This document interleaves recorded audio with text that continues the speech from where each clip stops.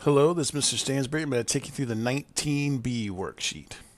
Okay. First thing it's asking us to do, carefully draw tangents to each curve at 0, plus and minus 1, plus and minus 2, and plus and minus 3. So if you'll remember, the tangent is basically, like if we're drawing the tangent right here at 0, so there's the point 0. If we're drawing the tangent, it's the line that just touches the graph at that point, and then carries on. It doesn't actually cross through the graph at that point. It's basically just right where it touches. And what this is really doing is this is helping us find the rate of change at that point, or the slope at that point right there. That's what the tangent really is helping us figure out.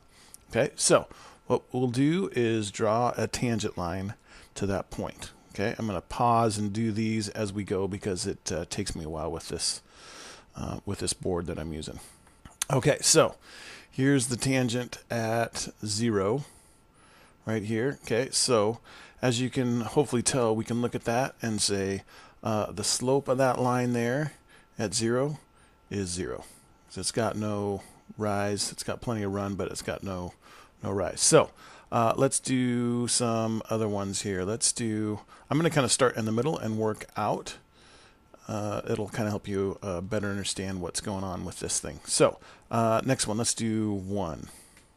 Okay, so that looks pretty decently close on 1 here. And when you draw your tangent lines and my tangent lines might be a little bit off because this is not, the way we're doing it by hand is not an exact science. So I'm just going to look for 2 nice points. So there's a nice point right there. And then it looks like this is another nice point right here. And instead of writing all these points right here on this graph, I'm going to actually write these points over here just to it'll keep our graph a little bit cleaner as we go. Okay, so this point right here, so this is our slope for 1. The slope, the equation of the tangent at 1. Let's see, one of the points is -2, -5, so we got -2, -5. And then the other point is at 3, 5. Okay, so to find the slope, we're going to do 5 minus -5 over 3 minus -2. So that gives us 5 plus 5 is 10 over 3 plus 2 is 5. So that gives us a slope of about 2. Okay, now we're going to go back and find the slope here at -1 right here. Okay, this looks pretty decent. I'm going to go with this point here and this point here. Okay, so at -1 we have points. This one here is at -3, 5, -3, 5, and this point here is at 4, -10. Okay, so if we subtract, we got -10 minus 5 over 4 minus -3. So that gives us -15 over 7, which is pretty close to -2, right? Because if that was -14 over 7, that would give us -2. So that's pretty close to -2, as long as we're close. So we've got let's see. Carefully draw the tangents. Okay, so the slope. That's what this dy over dx means. dy over dx, that's the change in y over the change in x. That's what the d stands for. Okay, so this is our calculus notation here.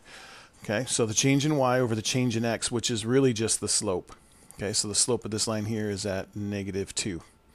Okay, let's carry on. Let's do number 2. We'll find the tangent here at 2. So there's 2. Did this one in green just to kind of help us hopefully be able to see the differences here. So here's our tangent line there. That's pretty close. I'm not seeing any really nice points up there. There's really not any nice points down here either. Actually, this one's a good one. Got one good point there, and then let's just do this one right here. That looks like that's just a little below the middle, so I'm going to go that that is at 412. So for 2, we've got this point here, which is at 0, -5, and then the other point here is at 412, we'll call it 4 and 12. Okay. So to find the slope, we do 12 minus -5 over 4 minus 0. So that gives us 17 over 4, which is pretty close to 16 over 4, which is going to give us a slope of about 4. Okay? And now we're going to do the same thing to find the tangent here at -2. So that's pretty close, this line here. So we want to find a couple of nice points if we can, which, let's go with this point here again. Excuse me. And let's see, it's going to be nice to get points that are right along this line here. So I might go farther up here. Let's do this one here. That's at -4, +12 there. So -2, we've got -4, +12, and this other one is at 0, -5. So to find the slope, we will do -5 minus 12 over 0 minus 4, and we get -17 over -4. Oh, but it's 0 minus -4, so that turns into a +4. Okay, so that's pretty much the opposite of what we just had there. So we are now going to be at a slope that is roughly -4. Okay, hopefully you're kind of starting to see a pattern here. Let's see if our pattern holds true. So we've got 2 more to do. We've got 3 here, and then we're also going to do the slope at -3. So let's do those. So here's our one for +3, our slope line. Looks like there's a good point here and a good point there. Okay, so for 3, we've got this point here, which is at -2, -20. And then this point over here is at 520. All right, so to find the slope, 20 minus -20 over 5 minus -2. So that gives us 40 over 7. So let's figure out what that is. Let's see, clear. 40 divided by 7 gives us 5.71. That's pretty close to, we're going to round to the nearest whole number. That's going to give us pretty close to 6, which is nice because it kind of follows along with our little pattern here, 0, 2, 4, 6. Okay, and then let's find the tangent over here at -3. Okay, so here's our line here. Let's use this point here, and that looks like a good point there. So -3, we're going to do, we've got -5 and 20, and then we've got 2 and -20. Okay, so we do -20 minus 20 over 2 minus -5. So that gives us -40 over 7, which is, again, the exact opposite of what we had there. So that's about to be -6. Okay? So we've done number 1, and we've done number 2, and we've filled out number 3. So what we're going to do with this is actually use this information here to figure out 4 and 5. So plot the points from the table on the axes as shown. So we're going to plot all these points. So we're going to go to -3 and -6. So there's a point. 2 and negative 4 is about right here. Negative 1 and negative 2, 0 and 0, 1 and 2, 2 and 4, 3 and 6. Okay, so we've done that. And then what do you observe from the graph? Well, look, it makes a nice straight line here, doesn't it? So we can draw ourselves a straightish line through there. Okay, and then here's the important part. What we really want to do is we want to figure out what's the equation of this line. Okay, so the equation of this line, we can actually just use these 2 points here, the negative 3, 6 and 3, 6, to figure out what the slope is. Well, but you can really figure this out because we start at 0, 0 and we go up 2 over 1. So we go up 2 over 1. So we get y, our equation of this line is y equals 2x, because that's our slope, and it starts at 0. So the equation of this line is y equals 2x. Okay? Now, let's hold on to that information there, and then we're going to go through and we're going to do the second half of this, and then we're going to bring our two equations together to figure out what's really going on with derivatives.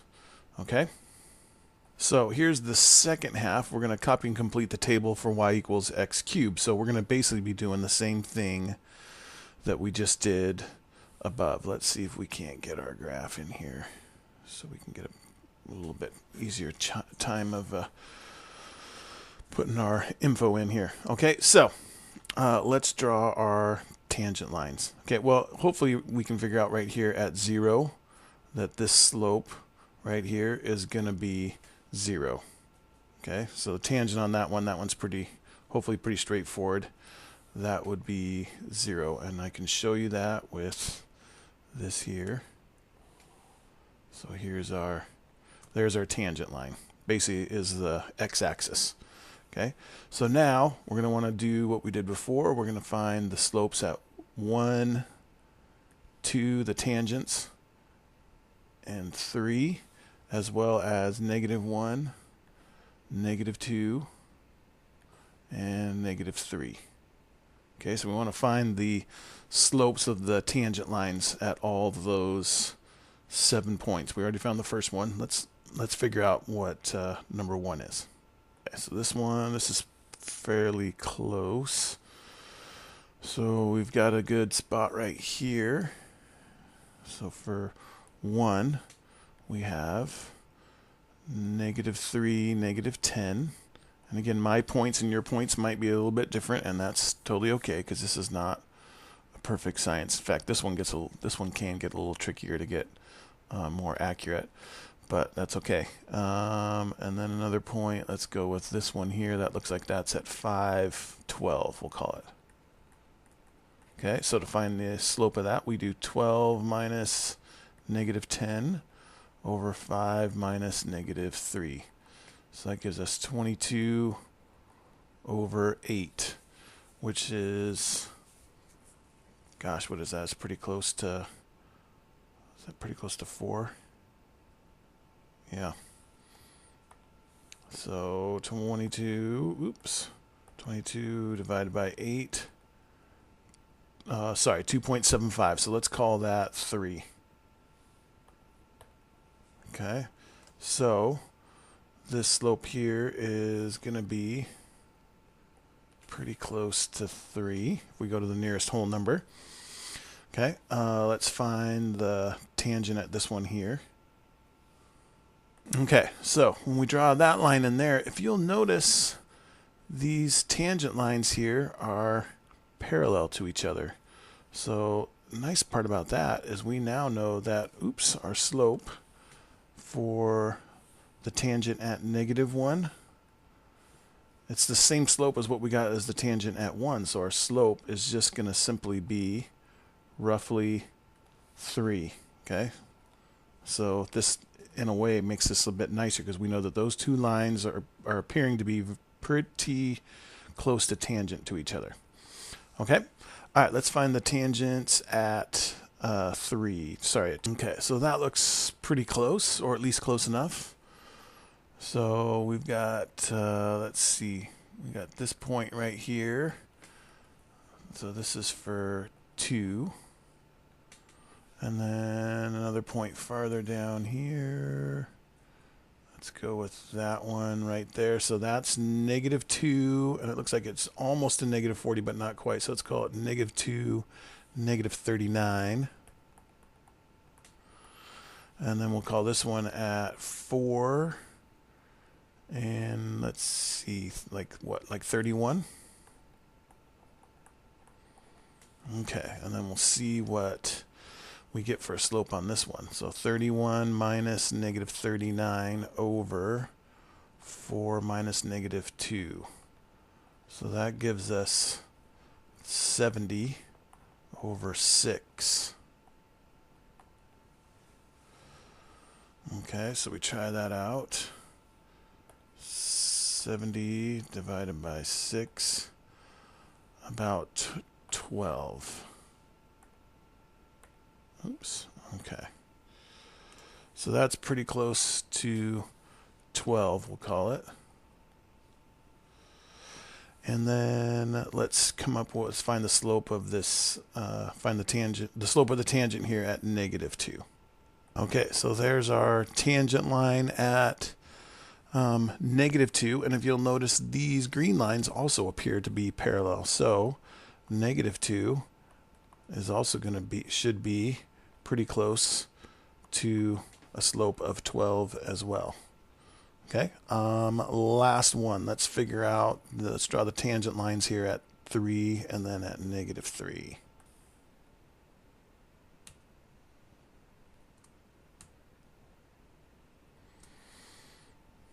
Okay, so for 3, I figured we've got these 2 points here. That's as close as I could come up with. So this looks like this is at 1 and -27. And then this point here is at 3 and about +27 or 28, one of those two. So 27 minus -27 over 3 minus 1 gives us, what, 54 over 2, which gives us 27 for these. So we get slopes of 27. Okay? Now, with that information here, we are going to plot the points from the table on the axes as shown, and then what do we observe from the graph. Okay, so this is really coming up with the equation of the line that we graph. So let's do this. We've got 0, 0. We've got -1 is at 3. So again, I know the scales are not beautiful on here, but it's pretty close. 1 is at also at 3. 2 is at 12. -2 is also at 12. Oops, I realized we did not do the other tangent line here at -3. Let's draw that one on there and show you that those are parallel as well. So the 2 lavender lines here are there's the other tangent line here at -3, and as you can see, those 2 are also parallel. That's why we put that's why we put the slope as 27 on -3. All right, so sorry, with that information there, now we go graphing these last points here. We have 3 and 27, roughly there, and then -3 is also 27. So it gives us this here, which hopefully you can look at and see and recognize as being a parabola. Okay, so if it's a parabola, we know that our equation here is going to be some kind of x squared, right? So let's put some points in here and see how well these work. If we put 0 in, 0 squared is 0, that works. If we put 1 in, we get 1, we square 1 and we get 1 out, but we really want to have 3. So we can either add 2 here at the end. So let's try that out and see if that works, because that would make it work for this, but it doesn't actually make it work for 0. So that won't work. So we got to get rid of that.